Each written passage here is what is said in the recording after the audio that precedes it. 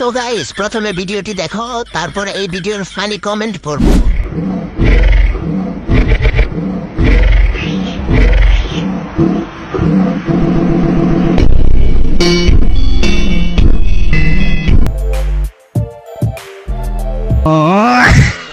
ভালো জাতের গাভী প্রতিদিন 20 লিটার দুধ দিবে।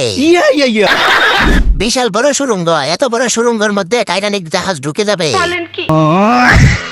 উপরে গোল গোল, ভিতরে কর্নফুলি টানেল। এরকম একটা মাল পেলে সন্দেশের ব্যবসা করতাম।